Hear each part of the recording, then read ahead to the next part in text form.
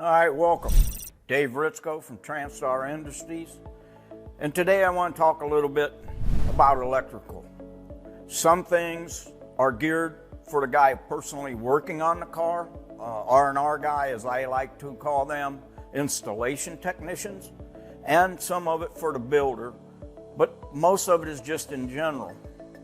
Electrical, back in the day, if you've seen a wire going to the transmission, was something. Today, there's many wires.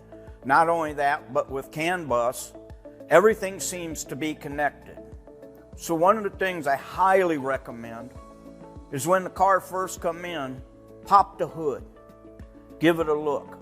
If you see any aftermarket add-ons, if you see where somebody might have tried to do some of their own improvements, you might want to look a little bit harder at it.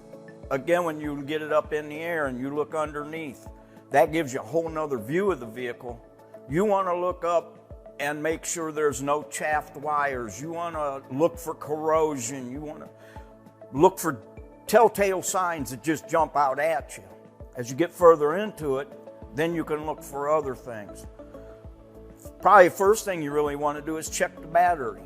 If it has that green, fuzzy coating on it, well, before you really do any more work, you probably want to start there, because if you don't do that first, you're going to do it after.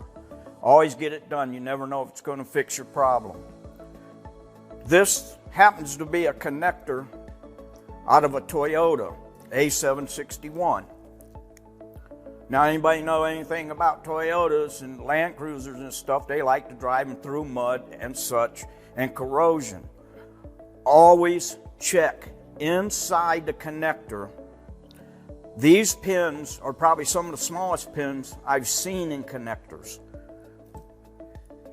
If you see something that kind of looks like that, like maybe a dog or a rat chewed it up, or a guy was just having a bad day trying to get it connect or unconnected, again, start here and look. Now, one thing I want to say about connectors are really meant to be pulled straight apart.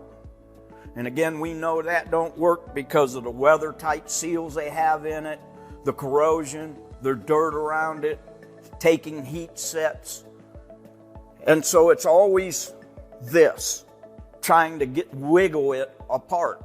Again, sometimes you have to do what you have to do. I recommend you get connectors, and a lot of times you can only get your hand on it. You can see it, then you can only feel it. If you're in that situation, then you got to do what you got to do. If you could get to the connector, these handy little tools here, a little pocket screwdriver, a scribe, will help you lift up on the locking tabs and then maybe pry and try to get it straight out. What happens when you do this is there's a male pin and a female connector part.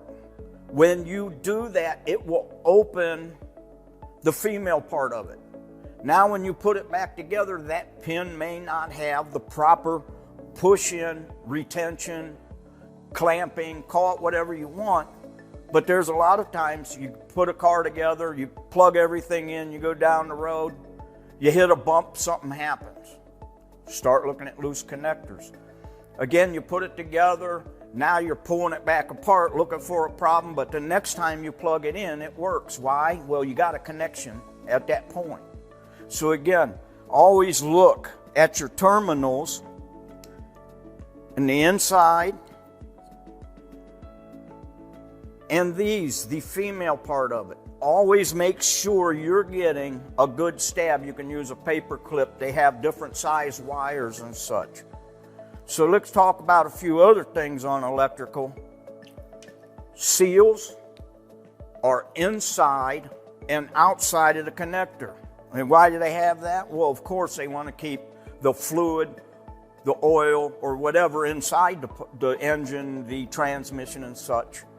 But also they have seals to keep moisture and stuff from wicking down in. And yes, they can get that bad, especially if they put it right next to a catalytic converter, which that's how they run wires. And it gets hot and cold and hot and cold. That can't be good for anything, and it's not. So here's an old 4L60E harness. And when we take these apart and we work on them, of course we always change the O-ring, because that's what seals the fluid in the unit to outside. It also keeps the outside element from getting in. Just recently, and if you've ever seen overhaul kits, in a little pack, they'll have seals. Seals that you might not have seen before. Seals you may not know where they go. Well, a lot of times, you can take a scribe, pop here, and you could get this piece to come out from the connector. Now, this is external. There's a seal that goes around here, and there's also a seal in here that seals around the pins of the connector. And again, why is that important? Well, if you got moisture wicking in through here on the pins, corrosion. Corrosion, bad for resistance, no connection. Just recently, this new connector piece with the seals has been released. When you look into this, there's a lot of different holes and none of them are poked. It's just a flat seal.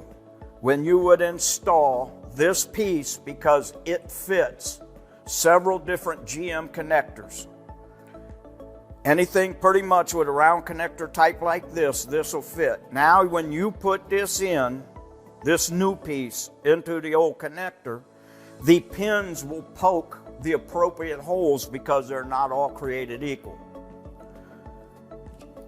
So keep that in mind when you're working on these, because this harness is pretty expensive. If the harness is good, why change it just to change it? So save a few dough, but have the nice new seal in there, protect your work as you go along. Things that have happened, well, AOD 4R70W, they had the great idea of getting away from wires and going to what we call a hard wire, kind of like a circuit board in a way. And it plugs into all your solenoids, and it has a removable connector. Now, if anybody's ever tried to remove this without breaking it, you know it can be very challenging. And again, doing this to get it apart, not a good idea. It has to pull straight apart. Well, that must not have been the greatest idea at Ford, because in '09, they went back to what they used to have, and we'll call it a soft wire. Now the connector's wired straight in, got an O-ring, you got your typical little plastic seal on the inside, and again you have these, which either this was not cost effective to make it, and this is more cost effective, or they had a lot of issues breaking these, trying to fix a solenoid issue or something. So again, think about that.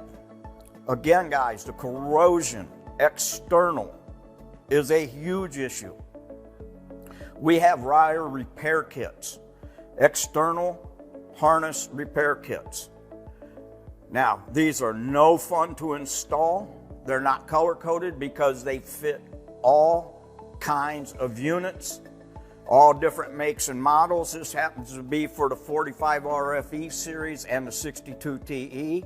And again, them things in trucks, not so much 62 TE, but the other ones, they love mudding these. They love doing different things to them. And again, this is what the aftermarket has, and we have them for many units, and many more are coming out. And one thing the aftermarket does for you, if you go to Chrysler to buy that repair kit, this is kind of what you're getting. A whole bunch of wires, the connector, and a whole bag full of other connectors and heat shrink tubing. Now you have to take the time to wire this yourself. Again, it's easy for Chrysler to put a bunch in a package and do it. Me, I like this all steadfast. When you go to do these, because the wires are so big, please do not chop it off and go for it, because by the time you get it all spliced together, you're going to have a baseball under there. Take the wires and start, and each time go up a little bit higher. Stagger your cuts. That way you will have a more even wiring harness looking and look like a professional did it. And again, on something like this, where they're not color-coded to the vehicle, I recommend starting one wire at a time. And just keep going as you have it up. Get it oriented and just keep going up. Guys, check your wires, look for corrosion, check the battery. Hopefully this just helps somebody down the road from playing after you repaired it to try to fix something. Okay, Dave Ritzko, thanks for watching. And as always, contact us on transtar1.com, transcend.us, or as always, contact your local sales rep.